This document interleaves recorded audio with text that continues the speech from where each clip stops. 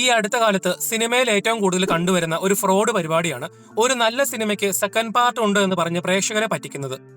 ഓസ്ലർ 2 എന്താണെങ്കിലും സംഭവിക്കും.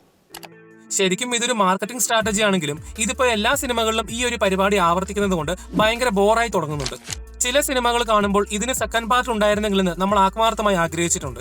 എന്നാൽ മലയാള സിനിമയിൽ മനഃപൂർവ്വം സെക്കൻഡ് പാർട്ട് ഉണ്ട് എന്ന് പറഞ്ഞ് പിന്നീട് ഒരു അപ്ഡേഷനും കൊടുക്കാതെ പ്രേക്ഷകരെ മണ്ടന്മാരാക്കിയ സിനിമകൾ ഏതൊക്കെയാണെന്ന് ഈ വീഡിയോയിലൂടെ നോക്കാം. പതിവ് പോലെ വീഡിയോ പൂർണ്ണമായി കാണാൻ ശ്രമിക്കുക. നിങ്ങളുടെ അഭിപ്രായങ്ങൾ കമന്റ് ബോക്സിൽ രേഖപ്പെടുത്തുകയും ചെയ്യുക. 2007 മമ്മൂട്ടിക്ക് ഏറ്റവും കൂടുതൽ ഫാൻ ബേസ് കിട്ടിയ ബിഗ് ബി സിനിമയിലെ ബിലാൽ ജോൺ കുരിശിങ്കൽ എന്ന കഥാപാത്രം വീണ്ടും വരുന്നു എന്ന് സൂചിപ്പിച്ചുകൊണ്ട് 10 വർഷങ്ങൾക്ക് ശേഷം 2017 സംവിധായകൻ അമൽ നീരദും മമ്മൂട്ടിയും ഒരു വലിയ അപ്ഡേഷൻ കൊടുത്തിരുന്നു. ആ അപ്ഡേഷനിൽ തിരക്കഥ പൂർത്തിയായി ഉടനെ ഷൂട്ടിംഗ് തുടങ്ങുമെന്നാണ് പറഞ്ഞിരുന്നത്. എന്നാൽ പിന്നീട് 2018 മറ്റൊരു അപ്ഡേഷൻ വന്നുവെങ്കിലും അന്നും സിനിമ ഓണായില്ല. 3 വർഷങ്ങൾക്ക് ശേഷം 2020 കോവിഡ് കാലത്ത് ബിലാൽ സിനിമ കോവിഡ് മൂലം ഷൂട്ടിംഗ് ആരംഭിക്കാൻ കഴിഞ്ഞില്ല എന്നും അതിന് പകരമായിട്ടാണ് ഭീഷ്മപർവം ചെയ്തതെന്നും പറഞ്ഞിരുന്നു.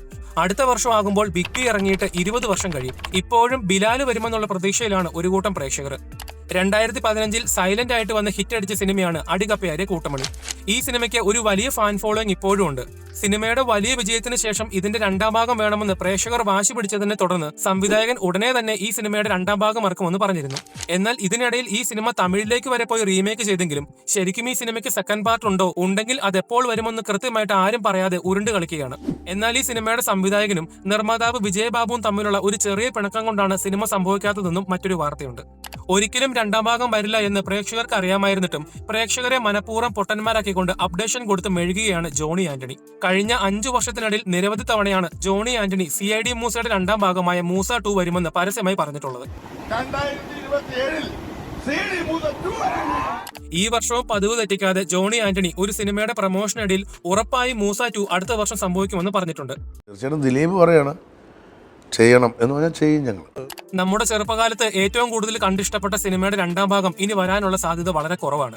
അങ്ങനെയെങ്കിൽ പിന്നെ എന്തിനാണ് പ്രേക്ഷകരുടെ ആകാംക്ഷ വീണ്ടും ഉയർത്തിക്കൊണ്ട് സിനിമയുടെ സംവിധായകൻ അവരെ എപ്പോഴും പൊട്ടന്മാരാക്കുന്നതെന്ന് ഇപ്പോഴും മനസ്സിലാകുന്നില്ല. ജിത്തു മാധവന്റെ രോമാഞ്ചത്തിന്റെ ക്ലൈമാക്സിൽ രണ്ടാം ഭാഗത്തേക്കുള്ള ഒരു വലിയ ഹിന്റ് കൊടുത്തിട്ടാണ് സിനിമ അവസാനിക്കുന്നത്. ഒന്നാം ഭാഗത്തിൽ ബാക്കി വെച്ചിട്ടുള്ള ചോദ്യങ്ങളുടെ ഉത്തരം തീർച്ചയായും രണ്ടാം ഭാഗത്തിൽ ഉണ്ടായിരിക്കുമെന്നും സംവിധായകൻ തന്നെ ഉറപ്പ് പറഞ്ഞിട്ടുണ്ട്. എന്നാൽ അതിനുശേഷം സംവിധായകൻ 3ഓളം സിനിമ കമ്മിറ്റ് ചെയ്തിട്ടുണ്ട്. ഇനി അദ്ദേഹം ചെയ്യാൻ പോകുന്ന പ്രോജക്റ്റുകളൊന്നും രോമാഞ്ചവുമായി ബന്ധപ്പെട്ടതല്ല. ഒരിക്കലും നടക്കില്ല എന്ന് അവർക്ക് അറിയാമായിരുന്ന ഒരു കാര്യം സിനിമയുടെ ആദ്യ ഭാഗത്തിൽ കാണിച്ചുകൊണ്ട് അവർ നല്ല രീതിയിൽ സിനിമ പ്രൊമോട്ട് ചെയ്ത് ആളുകളെ തിയേറ്ററിലേക്ക് വരുത്തി കാശ് വാങ്ങി.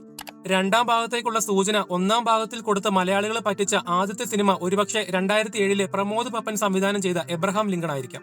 ഈ സിനിമ ഒരു ട്രോൾ മെറ്റീരിയൽ ആണെങ്കിലും ക്ലൈമാക്സിൽ ഈ കഥയ്ക്കൊരു ബാക്കി ഉണ്ടായിരിക്കുമെന്ന് കൃത്യമായി അവർ എഴുതി കാണിച്ചിട്ടാണ് സിനിമ അവസാനിപ്പിക്കുന്നത്. പിന്നീട് 4 വർഷങ്ങൾക്ക് ശേഷം 2011 സിനിമയുടെ രണ്ടാം ഭാഗത്തെക്കുറിച്ച് ഒരു ചെറിയ അപ്ഡേഷൻസ് അവർ കൊടുത്തിരുന്നു. എന്നാൽ ഈ സിനിമ ഇറങ്ങിയിട്ട് 19 വർഷമായി. എന്തായാലും ഈ സിനിമയ്ക്ക് രണ്ടാം ഭാഗം ഇറങ്ങാൻ പോകുന്നില്ല എന്ന് ആദ്യമേ മനസ്സിലാക്കിക്കൊണ്ട് തന്നെ പ്രമോദും പപ്പനും പ്രേക്ഷകരെ നൈസായിട്ട് പറ്റിച്ചു. ഇതുവരെ സംവിധായകന്മാര് രണ്ടാം ഭാഗത്തെക്കുറിച്ചുള്ള അപ്ഡേഷൻസ് കൊടുത്ത് പറ്റിച്ചെങ്കിൽ രണ്ടാം ഭാഗത്തിന്റെ സീനുകൾ ഷൂട്ട് ചെയ്ത് ട്രെയിലറിലും ടീസറിലും ഉൾപ്പെടുത്തി പ്രേക്ഷകരെ പറ്റിച്ച സംവിധായകനാണ് ഡിജോ ജോസ് ആന്റണി.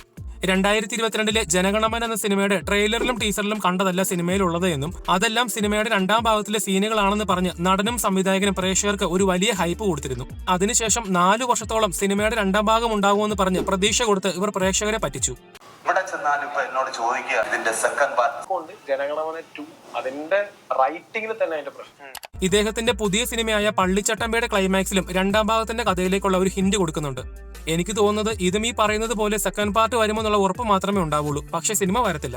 2014 ഹിറ്റ് സിനിമയായ വിക്രമാദിത്യൻ സിനിമ കണ്ട പ്രേക്ഷകർക്ക് കൊടുത്ത ഇൻസ്പിറേഷൻ ചെറുതൊന്നുമായിരുന്നില്ല.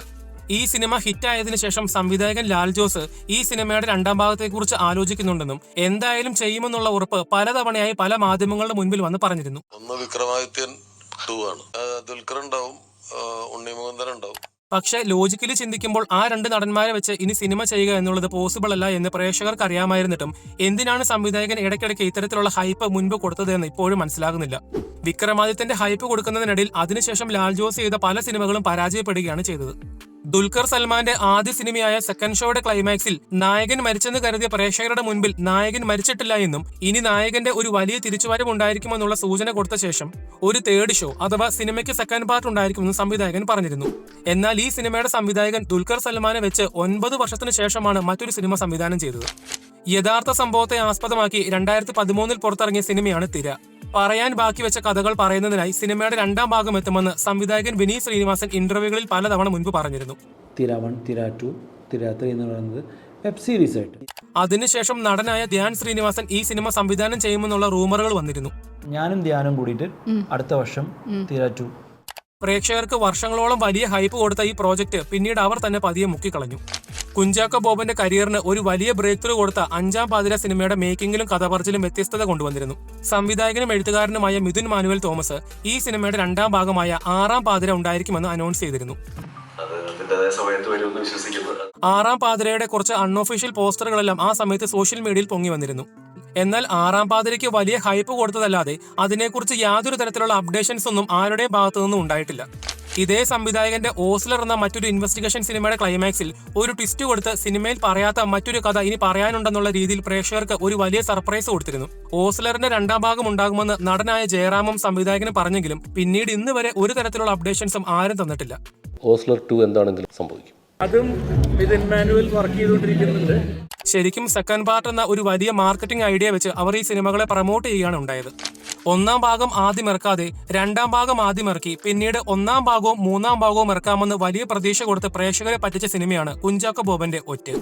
ആദ്യമായിട്ട് മലയാളത്തിൽ രണ്ടാം ഭാഗം ഇറങ്ങിയ സിനിമ എന്നുള്ള പ്രത്യേകത വെച്ച് മാർക്കറ്റ് ചെയ്യാൻ നോക്കിയെങ്കിലും സിനിമയുടെ അപ്രതീക്ഷിത പരാജയത്തിന് ശേഷം സംവിധായകൻ പിന്നീട് ഇറക്കുമെന്ന് പറഞ്ഞ ഒന്നാം ഭാഗത്തെയും മൂന്നാം ഭാഗത്തെയും കുറിച്ചുള്ള അപ്ഡേഷൻസ് പ്രേക്ഷകർക്ക് ഇതുവരെ കൊടുത്തിട്ടില്ല. മലൈക്കോട്ട വാലിബനിൽ ആർക്കും തോൽപ്പിക്കാൻ കഴിയാത്ത യോദ്ധാവായ മലൈക്കോട്ട വാലിബനും അയാളുടെ അച്ഛനും തമ്മിലുള്ള പോരാട്ടം ഉടനെ ഉണ്ടാകുമെന്നുള്ള ഒരു അമിത പ്രതീക്ഷ പ്രേക്ഷകർക്ക് കൊടുത്തതിന് ശേഷം ഇതുവരെ ഒരു അപ്ഡേഷൻസും സംവിധായകന്റെ ഭാഗത്തു നിന്നും ഉണ്ടായിട്ടില്ല. ഒരുപാട് വർഷങ്ങൾക്ക് ശേഷം ദുൽഖർ സൽമാൻ മലയാളത്തിൽ ചെയ്ത ഒരു വലിയ ആക്ഷൻ സിനിമയായിരുന്നു കിങ് ഓഫ് കൊത്ത. കൊത്ത രാജു എന്ന ദുൽഖറിന്റെ ഗ്യാങ്സ്റ്റർ കഥാപാത്രത്തിനെ തേടി ഒരുപാട് വില്ലന്മാർ വരുന്നുണ്ട് എന്നുള്ള സൂചന കൊടുത്താണ് സിനിമ അവസാനിപ്പിക്കുന്നത്. പിന്നീട് സിനിമയുടെ അപ്രതീക്ഷിത പരാജയത്തിന് ശേഷം സിനിമയ്ക്ക് രണ്ടാം ഭാഗം ഉണ്ടാകുമോ എന്നുള്ള കാര്യത്തിൽ ഇതുവരെ ഒരു തീർപ്പ് പറഞ്ഞിട്ടില്ല. രണ്ടാം ഭാഗം ഉണ്ടാകുമെന്നുള്ള സൂചന കൊടുത്ത് പ്രേക്ഷകരെ മണ്ടന്മാരാക്കിയ മറ്റ് മലയാള സിനിമകൾ നിങ്ങൾക്കറിയാമെങ്കിൽ കമന്റ് ബോക്സിൽ പറയുക. വീഡിയോ നിങ്ങൾക്ക് ഇഷ്ടപ്പെട്ടെങ്കിൽ ചാനൽ സബ്സ്ക്രൈബ് ചെയ്യുന്ന കാര്യം ഒന്ന് പരിഗണിക്കുക. അപ്പോൾ അടുത്തൊരു വീഡിയോയുമായി വരുന്നത് വരെ ബൈ.